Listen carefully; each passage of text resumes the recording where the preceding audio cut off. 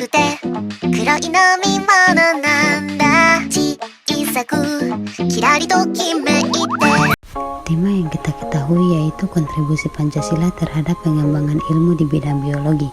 Topik yang saya ambil yaitu kontribusi Pancasila terhadap kemajuan bioteknologi di Indonesia dengan judul Bioteknologi Indonesia dari gagasan hingga implementasi berbasis nilai-nilai Pancasila.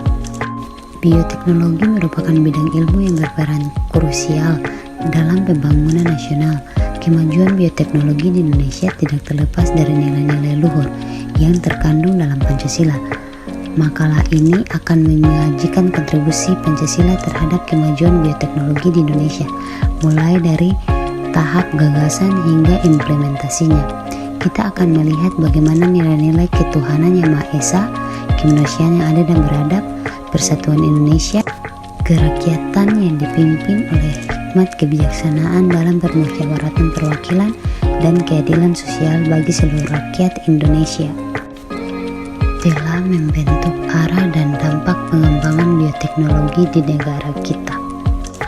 Yang berikut nilai ketuhanan yang Maha Esa dan pengembangan bioteknologi yang bertanggung jawab. Nilai ketuhanan mengajarkan kita untuk menghargai ciptaan Tuhan dan memanfaatkannya secara bijak. Dalam konteks bioteknologi, hal ini tercermin dalam upaya pengembangan bioteknologi yang berkelanjutan dan ramah lingkungan.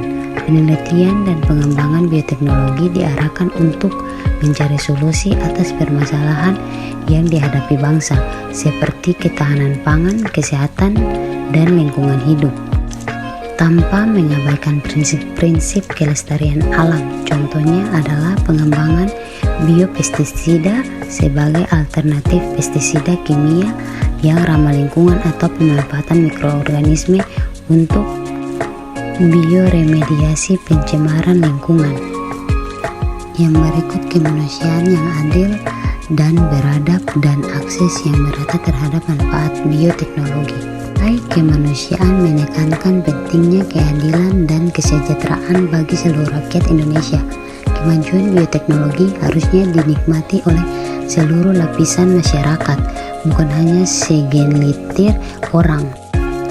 Hal ini tercermin dalam upaya pemerintah untuk mensosialisasikan dan menyebarluaskan teknologi bioteknologi kepada masyarakat, khususnya di daerah pedesaan. Contohnya adalah program pemulihan tanaman unggul yang tahan terhadap hama dan penyakit, sehingga dapat meningkatkan produktivitas pertanian dan kesejahteraan petani. Selain itu, pengembangan obat-obatan dan vaksin dari sumber daya hayati lokal juga merupakan wujud dari nilai kemanusiaan ini.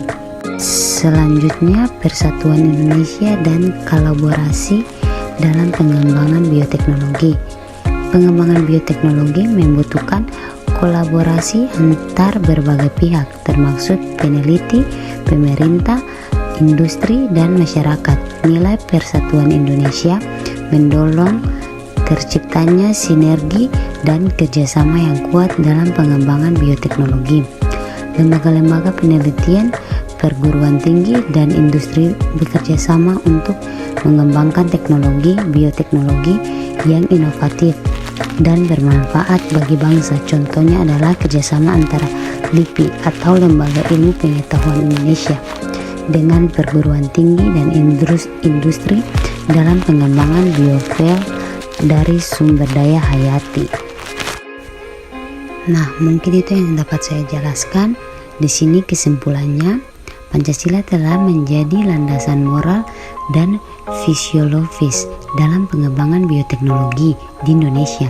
Nilai-nilai yang terkandung di dalamnya telah membentuk arah dan dampak pengembangan bioteknologi, sehingga dapat memberikan kontribusi yang signifikan bagi pembangunan nasional ke depan. Pengembangan bioteknologi di Indonesia harus terus berlandasan pada nilai-nilai Pancasila agar dapat memberi manfaat yang sebesar-besarnya bagi kesejahteraan rakyat dan kelestarian lingkungannya.